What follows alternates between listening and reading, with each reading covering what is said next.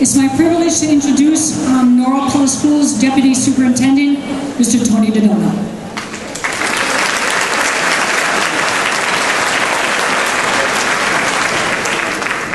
Good morning, honored guests and colleagues and teachers.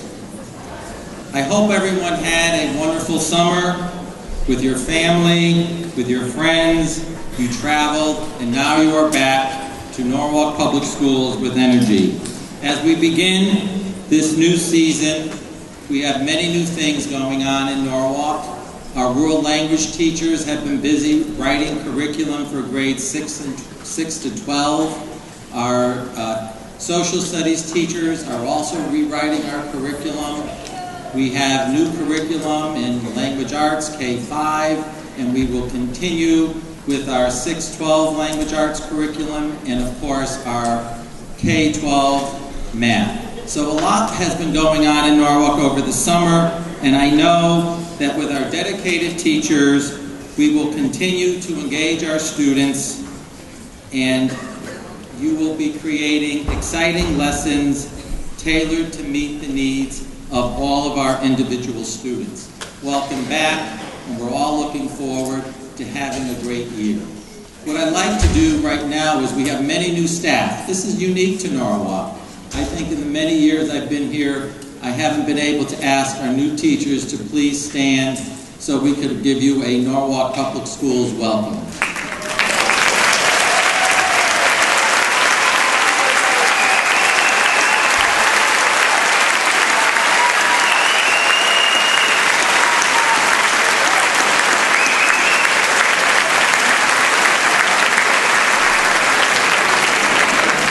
You will soon find out that we really are a family. We work together and we help each other, and welcome to Norwalk. Along with new teachers, we have a group of new administrators. We have our K-5 curriculum site directors. We have a new principal at Nathan Hale. We also have a new science director and a K-5 literacy director. So can you please stand so we can welcome you to Norwalk.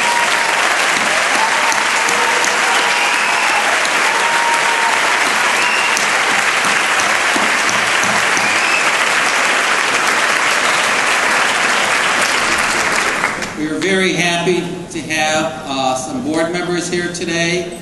We have Mike Barbas, Artie Kasimis, Rosa Murray, and Shirley Mosby.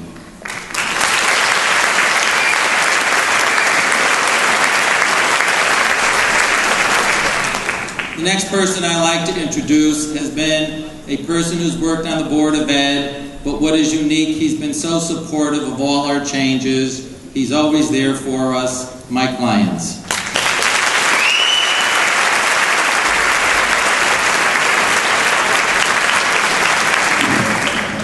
Thank you very much. It was absolutely wonderful walking through that hallway out there. I don't think I've seen so much happiness concentrated in one place since Shea Stadium in 1969. On behalf of the Board of Education, I want to welcome you for the 14-15 school year. And I was thinking, what a difference a year or two can make. A few years ago, you may remember, we were running multi-million-dollar deficits and we had marches on City Hall.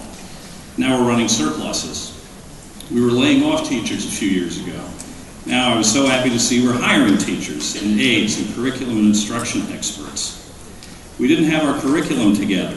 Now we have a coherent curriculum. We're one of the only school systems in the state that's got a Common Core curriculum through its entire system.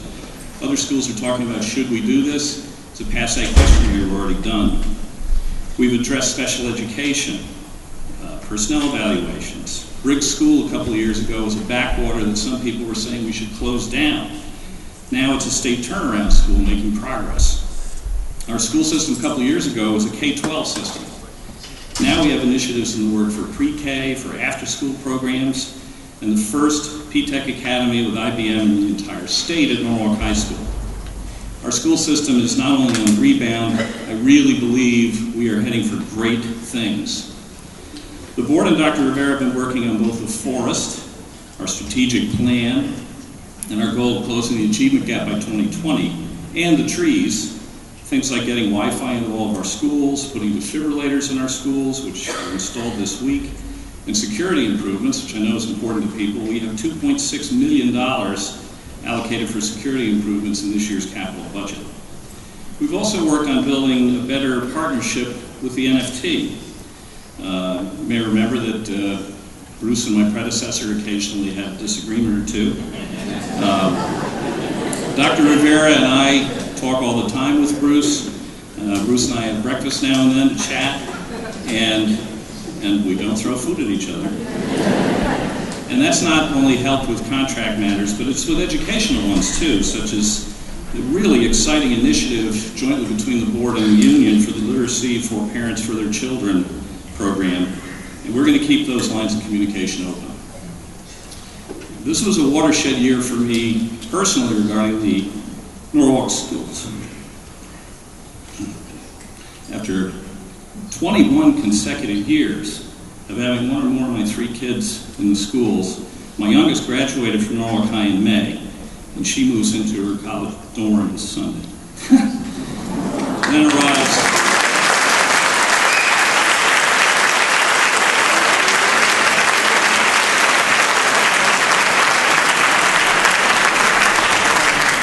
when I practiced that didn't happen. So arrives the long-dreaded empty nest. But even though I will no longer have kids in our schools, I and all the other board members who are here and elsewhere today remain determined to work with Dr. Rivera and the city leaders, such as Mayor Rilling, who's been very supportive, our principals, our teachers, and other staff to make our schools even better, to make them leaders in the state, to make them great. We will do our best to make that happen. Now, unfortunately, I literally have to run out of here to catch a plane down to LaGuardia, which I think I can make. So unfortunately, I'm going to miss the real reason everybody's here, which is to listen to Dr. Canada. But I think you're going to enjoy all the other talks today from Mr. Canada, from Dr. Rivera, and I truly do wish you all a spectacularly successful new year. Thank you.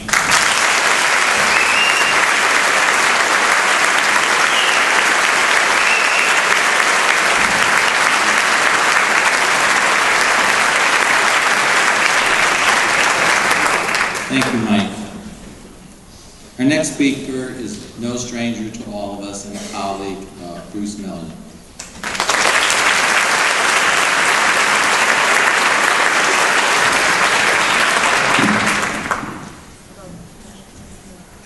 Good morning and welcome to school year 2014-2015.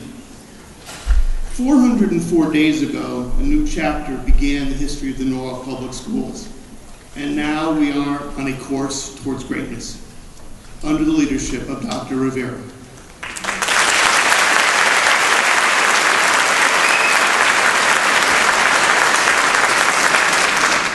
In just a few days, over 11,000 students will enter our classrooms. They will be every size, every shape, every color, and every religion. They will cover the full gamut of abilities, from the very brightest to the most challenged. And we have been entrusted to do our very best for all of them. Not 10,999, but 11,000 students. Their economic means cover the full spectrum, but 100% of their parents, grandparents, guardians want the same thing for each child: to be healthy, to be safe, to be happy, and to be well educated.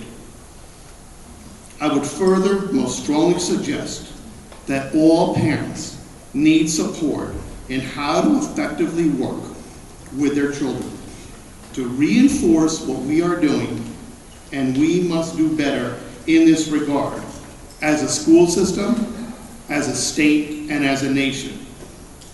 We cannot do it alone. 45 years ago, we landed men on the moon. We can send a rocket ship 4 billion miles to land on a comet, but we must be fully committed as a society to eradicate bullying as if it was an epidemic disease, which it is. beginning at home, in school, and in the workplace.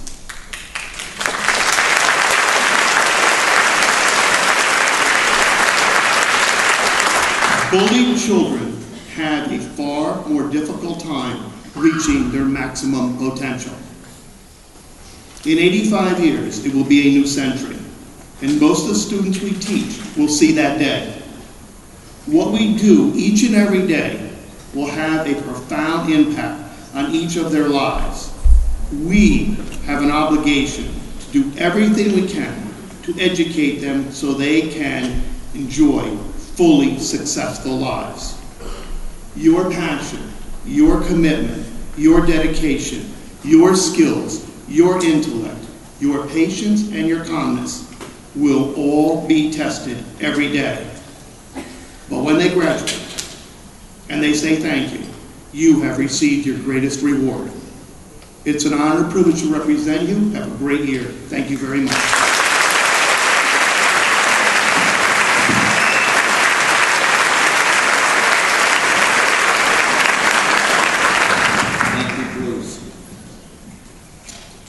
Norwalk is very fortunate because this year we will be having 7 resource officers in our schools. So I would like our resource officers who are present, and they're all new resource officers, to please take a stand so we could welcome you.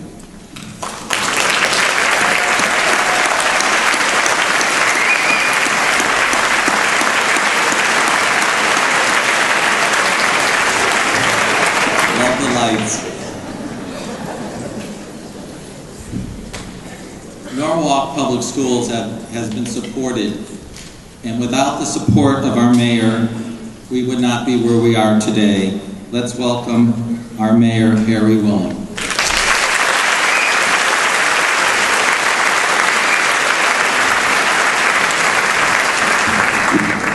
Thank you very much, and welcome to all of you.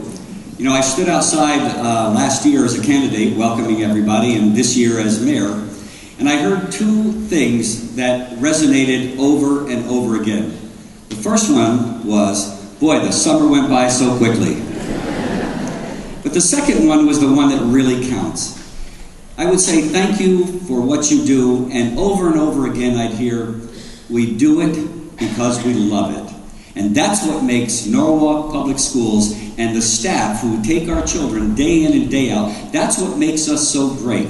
You know, I really envy the new teachers here and the new staff. You're embarking on an amazing journey. You have affiliated with what I consider to be the greatest public school system in the entire country.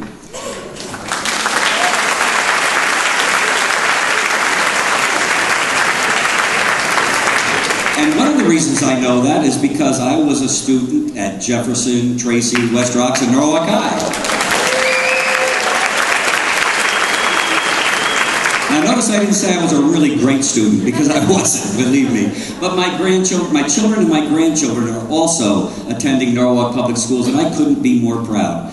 And I want to tell you that I commit to you from the city our continued support to enable you to have the tools and the necessities to do the job that you do, because we entrust in you the most important job that any community can entrust to people, and that is the care of our children. So have a wonderful, wonderful year, and God bless you all.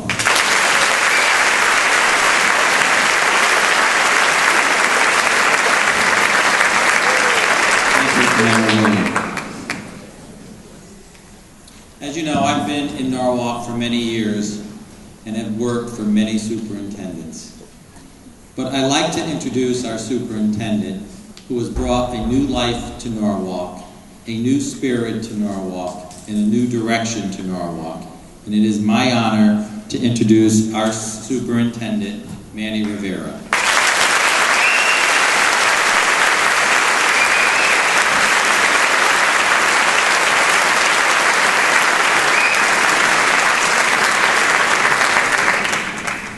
Morning, everybody.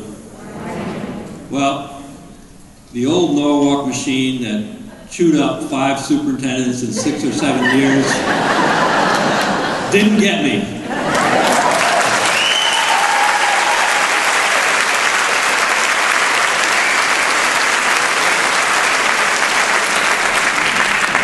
trust that you all had a good summer. I did. It was very busy, but I did find time to take in a Bruno Mars concert. I was the only 62-year-old guy there. I'll never be the same. I still can't hear out of my right ear. But it comes in handy at times when you're getting peppered with questions. I couldn't hear you. But I want to thank you all for last year. It was a great year. We have such a good system, so many wonderful teachers and leaders and staff. It was really incredibly welcoming, and I've enjoyed being with you. I'm not going to repeat some of the positive steps that we've taken over the past year, really for what I call job one, which is where we have an obligation to make sure that all of our teachers and all of our schools have the proper curriculum, have the proper resources, have the proper technology, that your buildings are wired. Obviously, we have standards. That is sort of a baseline. That is our obligation to do so. And we've been able to work with our Board of Education to set a direction, a mission, a vision, goals. And I want to thank the board for that and for remaining steadfast as we move forward. We advanced a multi-year budget without a lot of drama. And I not only want to thank the Board of Ed, but the mayor and Common Council members who are here today, and our state senators. I want to thank you for your confidence in us.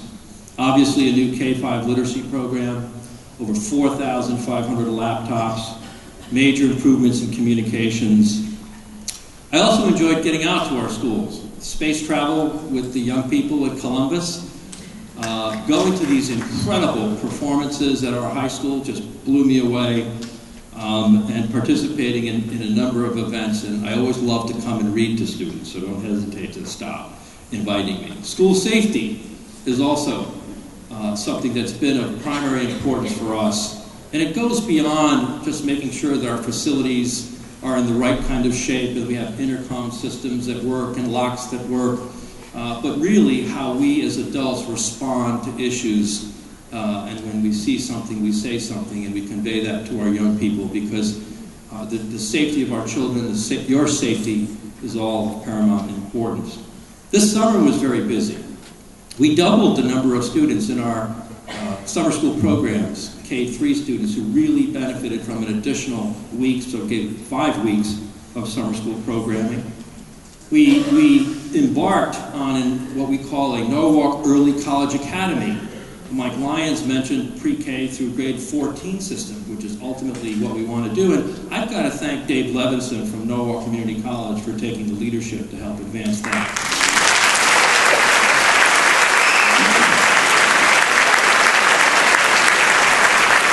Mike mentioned our effort was to reach parents and provide them with practical ways in which they can support their young children, so we have more and more kids ready for kindergarten. If we are going to close the achievement gap, that's where it has to begin, from day one, when children are born, right up through their readiness for kindergarten.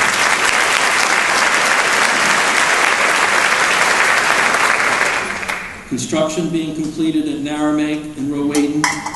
I want to thank the Carver Center for the wonderful work that you do, supporting our children during the summer with the great after-school programs. We had Ray Allen of the Miami Heat, the #1 three-pointer in the NBA, donated $40,000 to outfit a computer lab over at PONUS. And Ray was here.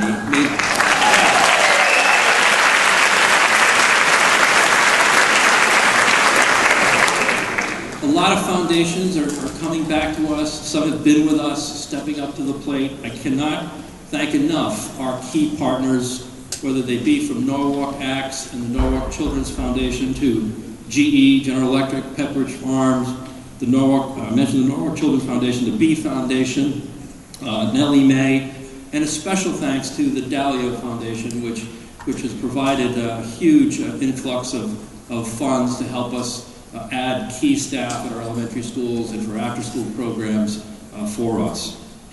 So it's a good year. Now we have to build the momentum. And I spent time thinking about how we do that, how we close the achievement gap, and what's going to distinguish us here in Norwalk. And it really is what I call this thing of job two. Job one is getting the infrastructure and the basics in place. Job 2 comes down to us as individuals. It comes down to our belief systems. It comes down to the kind of culture we create in our schools, in the district, in our classrooms. That is what makes a difference. It is those kinds of connections that we make with families, that we make with children, that's going to make a difference for us. We have a number of staff, many staff, who go way and above beyond the call of duty, who work tirelessly, weeknights, weekends, to make sure that our young people are getting what they need and you're doing whatever it takes. Your profession, 24/7, is just relentless, and we sincerely appreciate that and know how important that is. I watched this year, as I attended the graduations at Norwalk High and Brian McMahon, I watched the students as they were getting their diplomas give these incredible hugs to Scott Hurwitz. And then I watched the students at Norwalk High, they hugged their housemasters. I watched the tears. They were expressing their thanks to you for teeing them up for their next segment in their lives. And I want to thank you for that. It's this kind of commitment that is what's going to separate and distinguish Norwalk Public Schools. We need to ensure success for every single one of our children that come through our door. They come to us, some speaking English, some not, some who've had breakfast, some not, some who've had the benefit of different educational opportunities and different experiences, some not. But it's our responsibility to transform the district and our schools and our classrooms to work for them. You know, last year, I jokingly referred to the old Norwalk way. And I'll tell you, that's a tough monster to bring down. You know, changing bad habits, bad practices, and the old ways of doing business, it's not easy. And I also said I didn't want to disrespect anybody, but I got to tell you, it's time to take the gloves off.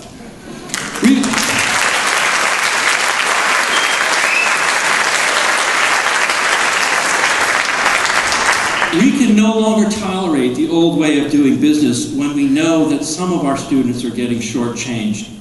We need to be relentless about doing what's right for each and every child and creating the kind of culture that works. Let's not tolerate anything that gets in our way. As a system, there are a number of policies that we need to re-examine and change this year, not next year. One example, we need to pursue changes such as granting our students course credits based on competency rather than seat time. We need more time for quality learning experiences, after school, Saturday, summer. All of our children need to be ready for kindergarten. That's essential, and that means quality pre-K. And what's most important to transforming our system is you. You matter. You are the key in this equation. You're in one of the toughest professions, but also one of the most rewarding professions, because you change lives. You have an impact on the lives of our children. They're in your hands, and it's up to us collectively to make it work for each and every child, no matter who they are, no matter what race, no matter what ethnicity, no matter what language they speak. It's our job to make sure that they do well.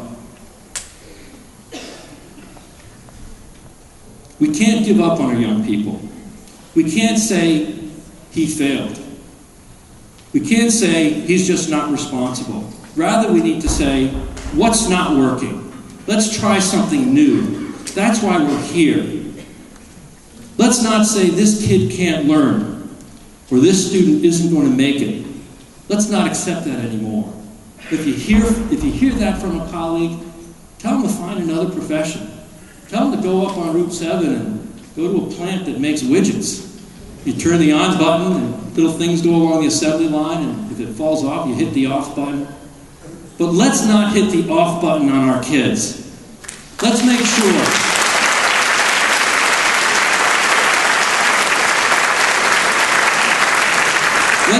that every single one of our children that come to you this year, that button is on. Let's do whatever it takes for our young people. Let's commit to encouraging, supporting, doing whatever it takes as if it's your own child who's in front of you. And here's my commitment to you. My commitment to you, from the lyrics of Bruno Mars, I'll take a grenade for you. I'll put my hand on a blade for you. I'll jump in front of a train for you. I'll do whatever it takes for you. Have a great year, everybody.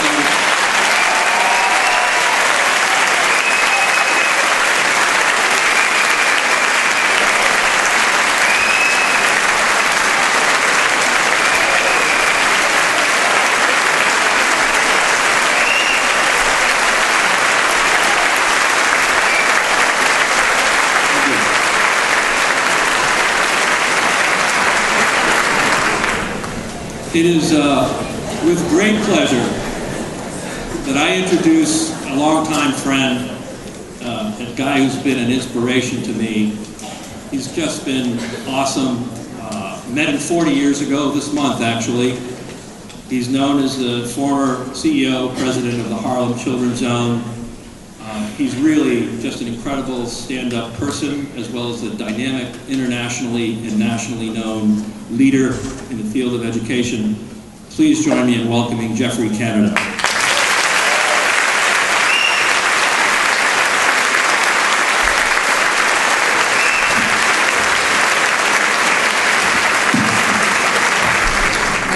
Good morning, everybody. I'm really thrilled to be here. Manny took advantage of our 40-year friendship. He knows I'm retired. I said, Manny, look, I'm not doing anything until November. He said, Jeff, just one little thing. I wouldn't have missed it for the world. I've known Manny, and I followed his career for 40 years. We were both at the ed school at Harvard together at the same time, and we met 40 years ago. And we both started our careers in the classroom. I still think that I am a better teacher than I am anything else. I love teaching kids. I will spend my time teaching individual kids. I had a great teacher education, but it didn't start off so well. One of the problems that we have in our business is people don't understand how difficult this profession is. I mean, no, wait, some places you can teach, right? And you just simply say to the kids, take out your notebooks, write down the important stuff, and you teach, and it's all good. I've never worked in one of those schools. Right? I'm just being honest, right? And anyone who wants to come work at our schools, I say, you know, if that's what you're expecting, you're in the wrong place. We're in the deep end of the pool. And we intentionally went there. It wasn't like I was tricked into going in the hall, right? And said, oh, you didn't know? No, I knew. And I went there because I'm a professional educator. And I know how tough this profession is. But let me tell you how I found out how devalued the professionalism of our job is. So I'm at Bowdoin College, small liberal arts school. I'm a senior. All I want to do is teach. I've taken every class in education they have at Bowdoin before I go to Harvard. And I'm taking a physiology class and a pharmacology class my senior year because I think both of those are going to help me be a better teacher, right? I want to know about the whole body and the impact on the body of nutrition and health. And pharmacology, we're in the middle of a huge heroin epidemic before the crack epidemic. And I wanted to understand that, so I take the classes and I get an A in both classes. And the head of the chemistry department comes to me and he says, Jeff, I recognize that you're a psych-social major, but you got 2 A's in hard science. I said, yeah, no, I was interested. He said, no. I said, the hard science, these classes are tough. I said, yeah, they were pretty challenging. He said, no, that means you're really smart. This is a true story. And he says, you could be a doctor. I said, no, I want to be a teacher. He said, wait, teacher? Didn't I tell you you were really smart? Y'all are laughing, but this is true. I'm 22, right? And then the head of the chemistry department and the head of the biology department started a tag team to convince me to go into medical school. And they just browbeat me every day. You're throwing away your life. You've got great intellect. Why don't you become a doctor? Do you know how much better you're going to be paid? Do you know? They even said that the girls are going to like you more if you go into medical school. Now that one really pushed me over the edge. Okay? So I decide that I'm going to go to med school. Right? I had to take an extra semester of science classes. And right when I was about to sign the contract, I realized I didn't want to be a doctor. I don't even like sick people. I wanted to be a teacher. That's what I wanted to be. And they were, I still see the disappointment in their face, saying, this is what you're going to do with your life? I am thrilled to have proven folk wrong about the amount of dedication and intellect, the amount of absolute concentration and innovation it takes to be a really good teacher, a really good educator, and to save these kids. Now let me tell you why I'm on this mission. A lot of people, man, he's talking about a lot of people from Waiting for Superman, the president's replicating our work all over, the 60 Minutes, Oprah, all of that stuff. Let me tell you why this is so important. We have decided some of our kids cannot be educated, cannot be saved, and because we think we have proof, right? The proof is 30 years of failure for certain kids in certain communities who look like certain kinds of folk. I'm not talking a year, 10 years, 50, I'm talking about 30 years of failure, and people, our country, have decided, we know these kids aren't going to be able to get a job, so guess what we're going to do? For all the guys who can't work, who end up going into that alternative way of making money, we're going to make sure we have plenty of jail cells in America for them. We lock up more people per capita in our country than any place on the face of the earth. Any place. You think of the most despotic country, North Korea, not even close. The United States, you're going to punch it right into your phone. Incarceration rates, #1, USA, 743 people per 100,000. No one's even close. You know what it is in China? Like 115, 743. That's what we're doing with our kids. And guess what? People keep saying we don't have the money to educate these kids. Now this is what drives me crazy. I'm getting a little crazy right now. So I'm just warning you because it drives me crazy, right? Because then we get to the dollars and cents. Now, folks say, Jeff, all right, you say your kids, yes. People have it wrong. Most of my kids never went to my charter school. 90% of my kids go to regular public schools, just like the schools you run, and we guarantee those kids we're going to get you through elementary, through middle school, through high school, into college, and through college. We make that guarantee to all of our kids regardless. And I'm going to tell you a funny thing. You've got about 11,000 kids in Norwalk. I got about 12,000 kids in the zone, right? So let's just stay there for a second. I make this guarantee to all of my parents. Now, people say we can't afford it. Yeah, this is what I tell them. Yeah, it takes additional money. Manny talked about you got to do some additional stuff in the summertime. Yes, we do. You got to do some additional stuff after school. Yes, we do. You got to work on some weekends. Yes, we do. That's what we have to do. That's the only way I can do it. I don't know another way to do it. If you got another way to do it, you do it your way. That's the only way. For me to guarantee my parents, I guarantee them this. Then I got to do that, right? So it costs some extra money. So people tell me, Jeff, we can't afford it. I said, well, look. You know what it costs to incarcerate an average person in the U.S.? $30,000 a year. That's average. You know what it is in New York State? You know what it is? $60,000 a year in New York State. $60,000. You couldn't even imagine what it costs to incarcerate somebody in New York City. I'm going to tell you a number. You're not going to believe me. Look the number up. $167,000 a year. Now listen to me. What are they talking to me about money? You know how many people we have in the New York City jails? 12,000 people. I got 12,000 people in my school, 12,000 people in New York City jail, $167,000, and they tell me we can't spend a few $1,000s to save this kid. What is it about this kid when he's 9 that we're not willing to spend $3,000, but we're willing to spend $167,000 when this kid is there? I don't get that. I just don't get it. It's the same kid. It's the same kid. I don't get it. So that has been a failure. It's been a national failure. I'm not talking about Norwalk. It's a failure here, but it's a failure all over America right now. That's what we've been doing. And we have an opportunity to change that. Now, look, Manny talked about time to take the gloves off. People get mad at me. My own team, somebody said, that Jeff, he wouldn't believe every kid can learn here. He should try and meet Raheem. He think every kid can learn. Yeah, see what happened with Raheem. I got it. Work ain't easy. I got it.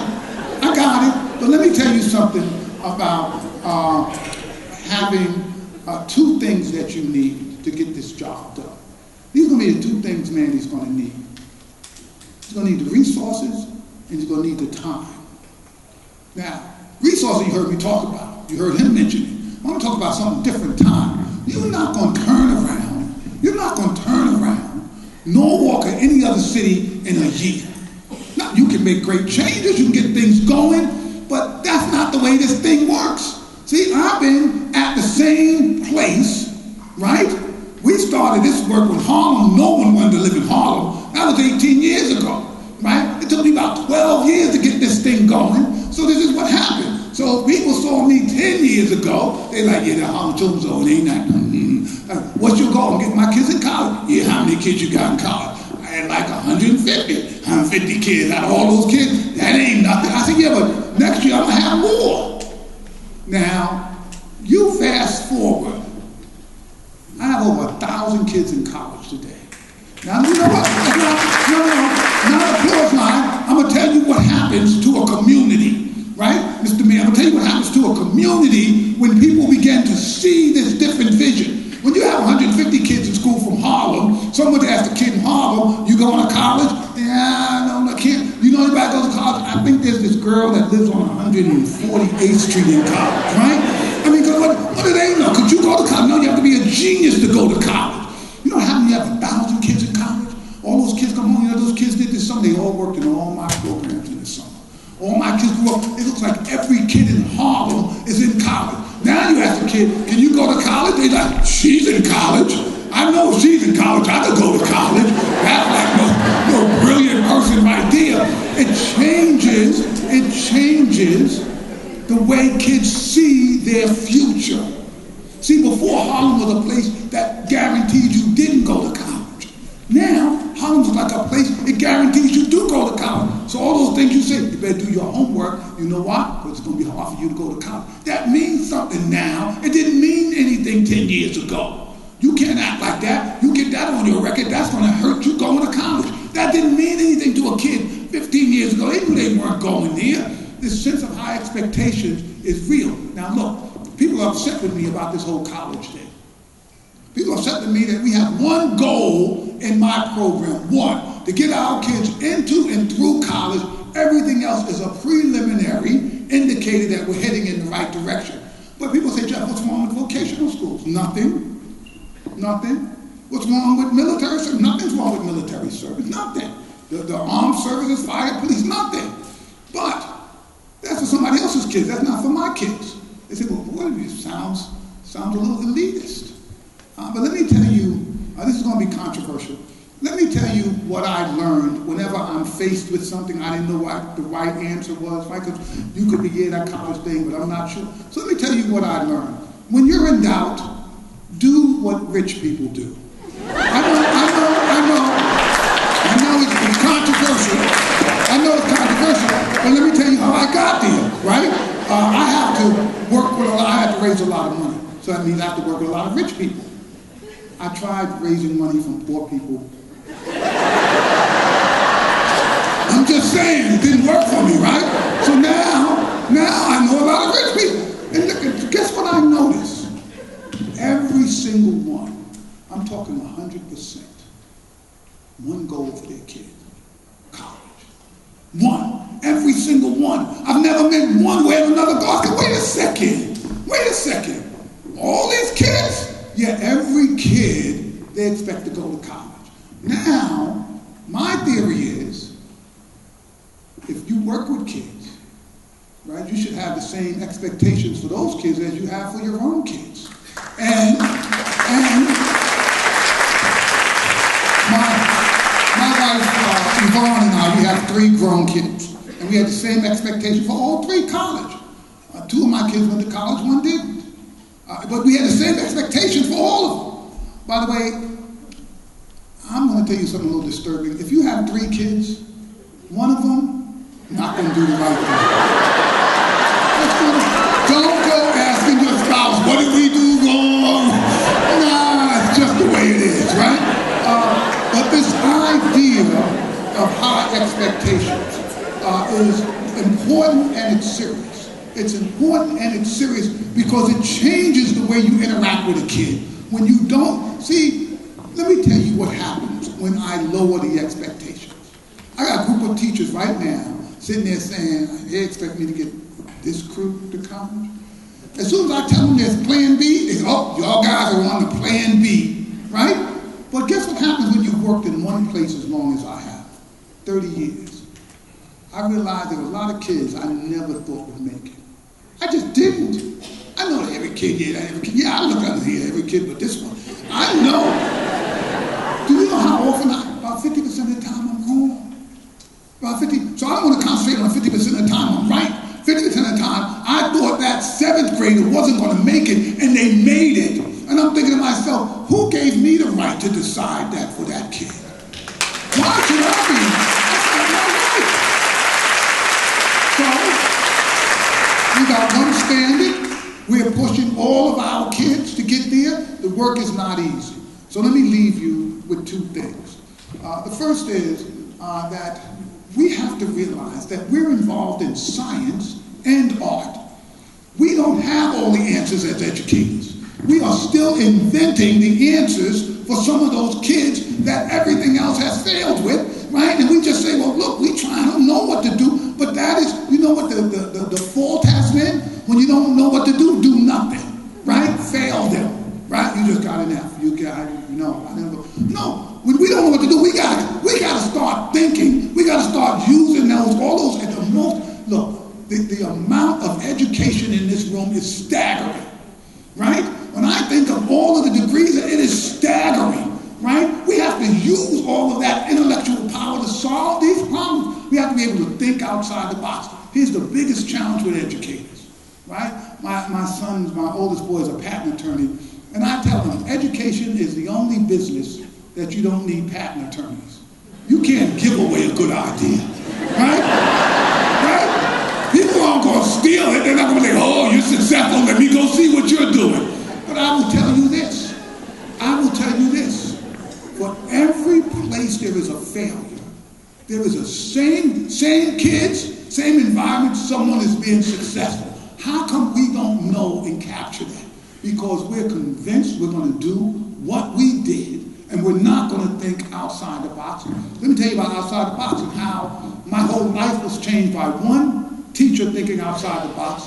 I was a psych major when I was at Bowdoin. I was a freshman, didn't come from a good high school. They said, what's your major? I came in front. I said, psychology. They said, well, how's your math? I said, no, I'm not into math. I'm a social science kind of guy. They said, well, yeah, but psych majors have to pass statistics. And there are a lot of people in a different major because of statistics. So I knew freshman year I wasn't ready for statistics. Sophomore year, you had to declare a major. I had to take statistics. First semester of sophomore year, I take statistics, have our tests, study all week, up all night preparing for the test. I get the results back. I got a 37. I was devastated. I mean, this was a real 37. This thing wasn't marked on a curve, right? I mean, this was the real McCoy. And I sat there, and can you imagine? Can you imagine how humiliated I was, how defeated I was, how crushed I was? And I was going to just drop psychology, and something said, go see the professor. And I went to see the professor, and I was literally in tears, and I said, look, I want to be an educator, psychology is so important. I don't know, I studied, I work. He said, Jeff, calm down. He says, I know what happened to you. I said, you know what happened, what?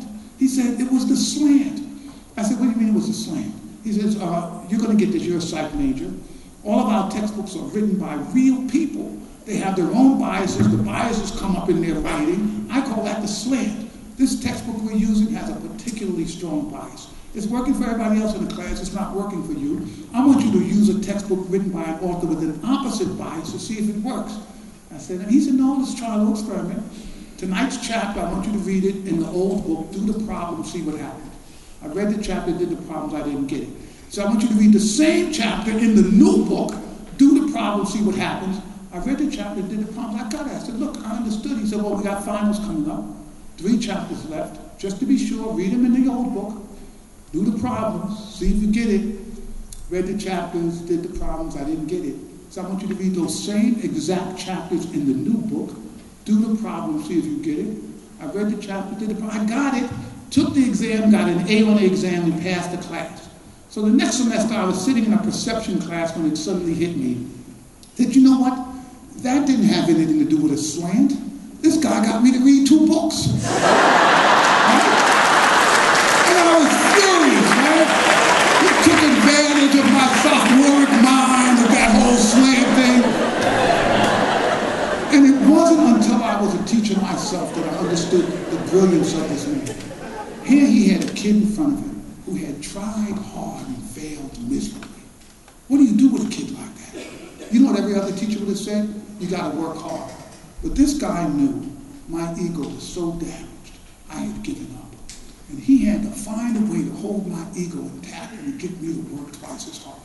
I've never forgotten what a great teacher he was. He refused to allow me to even believe for a second that I didn't have the intellectual firepower to be successful. He dismissed that out of hand. He said simply, this is a textbook problem. It is not your problem. And I believed him, right? That was the great thing. Every day in our schools and in our classroom come examples of folks that nothing has worked. People have given up. They have thrown in the towels. And guess what? The kids believe them. The kids believe I'm no good man. I can't do science.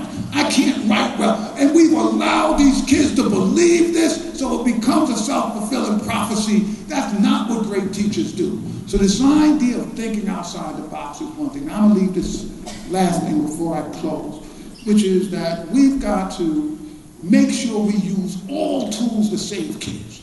Because you'll never know what'll save a kid. And one of the things I'm always worried about, Manny, when I come into schools that have budget problems, is they begin to cut out stuff. They say, no, we can't afford the sports, the drama has to go. No, what is that going to help us with algebra? Let's get rid of that stuff. But I tell folk, that's the great stuff that keeps kids engaged, that keeps them excited.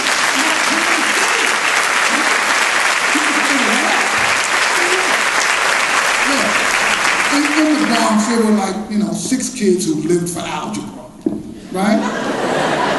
We beat those kids up, right? I mean, they just were not popular kids, right? So this idea that school is this place that you come to suffer, right? That's not what we want our school. We want school to be a place where kids are so excited, and then you use those other opportunities to get kids to work harder in the areas that they're struggling. Look, that has worked for kids throughout all of our time as educators in this country, and we can't afford to cut that stuff now. Again, my life was changed because of this one teacher's refusal to let me fail. So I'm in the 1st grade. I'm a distracted kid. You know the kind of kid, doesn't pay attention, he's always doing something. I'm not interested in this. They tried finger painting, I didn't want to finger paint. They tried a little clay thing, that wasn't my thing. I just wasn't into it. This teacher, I had this 1st grade teacher, she just refused to give up. She kept trying stuff. So one day, she started reading this story. It was about this guy who didn't like these eggs, and the eggs were green. And he didn't like them on the house, and he didn't like them with the mouse, and he didn't like them here or there, and he didn't like them anywhere. He just didn't like green eggs and ham, and I thought, neither do I. I don't know why that was relevant to me, but it was. And afterwards, the teacher finished, and my hand shut up. yeah. I said, could you read the ham, egg? She read it again. And it was more profound the second time I heard it. Right? And so my hand went up again. I said, teacher. And she said, no, Jeff, we have to move on. And I was crushed. And she said, well, take it home, have your mother read it. So I get the book, I run home, I get my mother, I get my 3 brothers. I said, okay, let her read this great book, listen to this. So she reads the book. And I say to my brothers, what are you thinking? And they're like, we don't get it, right? And I say to my mother, that was great, could you read it again? And I have one of those no-nonsense mothers, right? She looked at me, she said, I don't know what you're going through with the green eggs. Not in this house, all right? So nothing. So I go back to school the next day, and I'm back, and I'm like, teacher, could you? And teacher said, no, Jeff, we have to move on. And she just looked at me, and she could see. She said, you know what, you go in the back and you read it. And I didn't know how to read, but I read that book. I know some of you are saying, wait a second, Jeff, don't you know what it takes to get a kid to read? Yeah, when I was at Harvard, I studied with one of the foremost reading specialists, Dr. Jean Charles, and I know how to teach kids how to read. I know how to teach them how to sound out letters, put the letters together, make syllables, put the syllables together, make words. But that's not how I learned how to read. I learned how to read because there was this one teacher who was intent on capturing my imagination and my soul so I would become so motivated that I had to learn this, and I have never forgotten how powerful these other parts of human beings are. And if we can find in that child what will reach them, that kid will educate themselves. They'll be happy to be engaged as intellectuals. We can't dismiss the arts. We can't dismiss the sports. We can't dismiss all of those sort of silly things that somebody has this great idea, I'm really into architecture and maybe only 8 kids sign up. Good. That's 8 we don't have to worry about. Let's make sure that we are all focused on saving every single kid.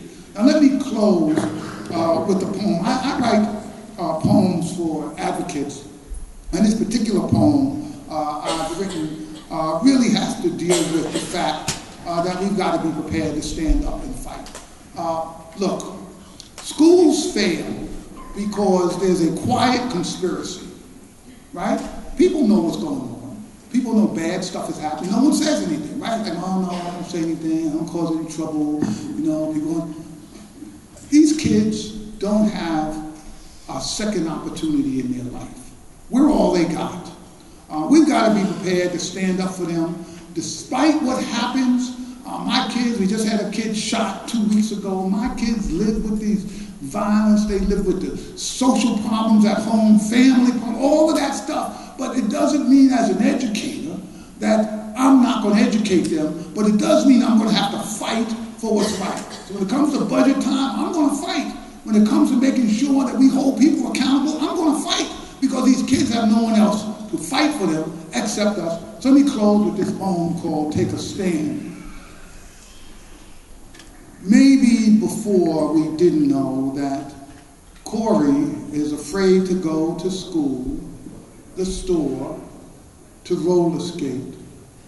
He cries a lot for a boy of 8. But now we know each day it's true that other girls and boys cry too. They cry for us to lend a hand. Time for us to take a stand. And little Maria's window screens keeps out flies and other things. But she knows to duck her head when she prays each night for bed. Because in the window come some things that shatter little children's dreams. For some, the hourglass is out of sand. Time for us to take a stand. And Charlie's deepest secret wishes is someone to smother him with kisses and squeeze and hug him tight, so tight, while he pretends to put up a fight. Or at least someone to be at home who misses him. He's so alone. Who allowed this child forsaken land? Look in the mirror. Take a stand. And on the Sabbath, when we pray to our God, we often say, "Oh Jesus, Muhammad, Abraham, I come to better understand how to learn to love and give and lead the life you taught to live. In faith we must join hand in hand, suffer the children, take a stand. And tonight some child will go to bed, no food, no place to lay their head, no hand to hold, no lap to sit, to give slobbery kisses from slobbery lips. So you and I, we must succeed in this crusade, this holy deed, to say to the children of this land, have hope, we're here, we take a stand. Thank you very much.